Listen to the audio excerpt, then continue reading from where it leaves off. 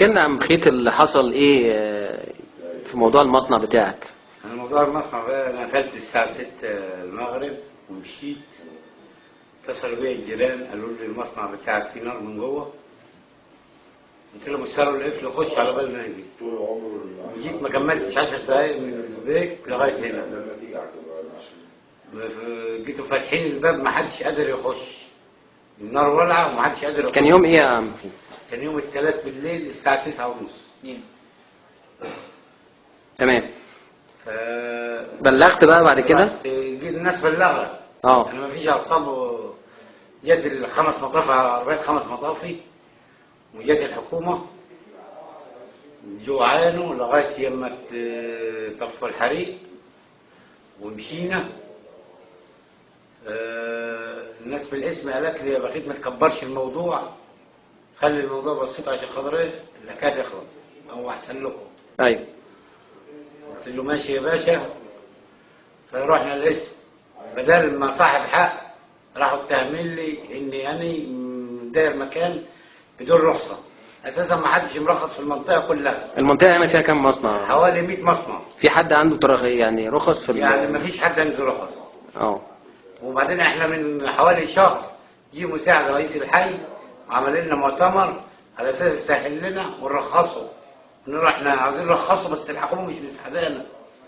قال لنا طيب ماشي انا هسهل لكم في الشباك الواحد واسهل لكم التراخيص بس ترخصوا. قلنا له ماشي، واحنا طلبنا منه الترخيص ووافقنا ومضينا على الكلام ده. تمام. يعني احنا عاوزين نرخصه بس الحكومه مش مساعدانا. بقالكم قد ايه؟ كام سنه المصنع بتاعك ده في المنطقه هنا؟ 20 سنه في المنطقه دي. وبعد كده هو بعد ما رحت الاسم، طب يا باشا انا موجه لي انا ما حدش مرخص عندي. قال لي لا هي كده. وراحوا مدخلين الحجز ومقدرين الخساره عندي ب 15,000 جنيه. وهي كام؟ وانا عندي خساره معديه 800,000 جنيه. 800,000 جنيه دول عباره عن ايه؟ يعني بضاعه عباره عن في 3 عنابر عندي وقعوا، دول هم 300,000 جنيه و500,000 جنيه خامات بضايع. ايوه، خامات بلاستيك مش كده؟ خامات بلاستيك. وعندي شهود ان المبالغ دي البضاعه دي كانت موجوده بالارقام دي.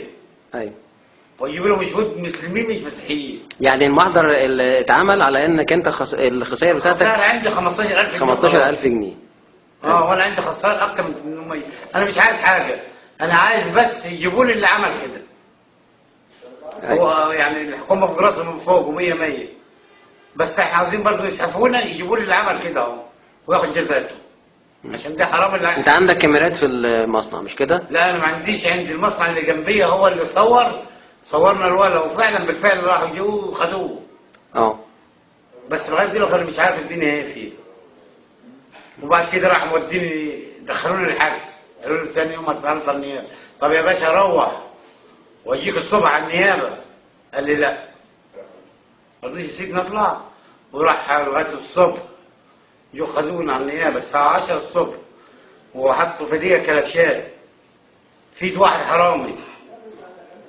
وطلعنا على النيابه، طلعنا لغايه الساعه 3:30 او 4، رجعنا من النيابه 4. راحوا مدخلين الحجز. حجز فيه يطلع 300 نفر، كنت واقف على رجلي. بتهمة ايه بقى؟ تهمة اني شغال من الرخصة.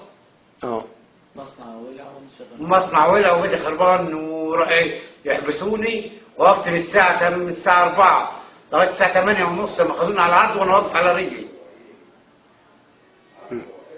في الحجز. تعرضت على النيابة بعد كده؟ ما تعرضت النيابة في النهار. انا احكي لك الكلام بعد ما رجعت من النيابة. ايوه.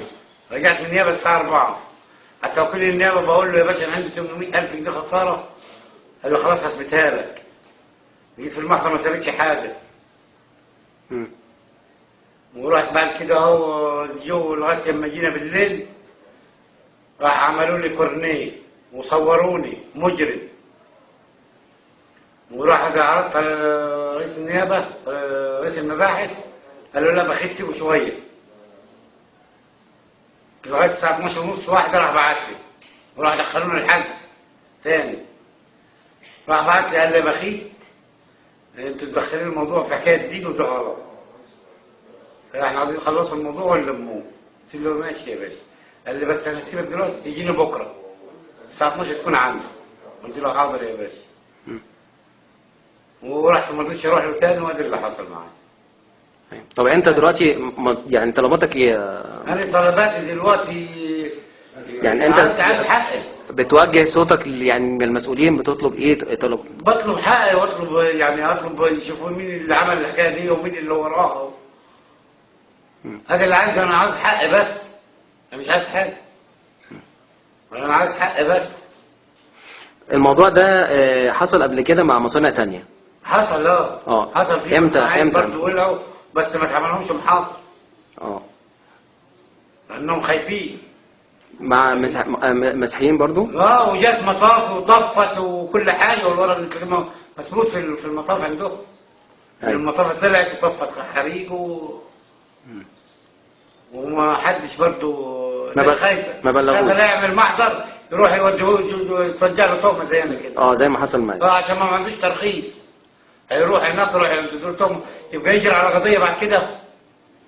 فالواحد تولع عنده ويقول ربنا يعوض عليها وخلاص. والنيابه جت عينت المصنع عندك لا، من النيابه ما حدش جه، دي الاسم بس. وانا طالب برضه النيابه تيجي تعاين وتقدر الخسائر عندي.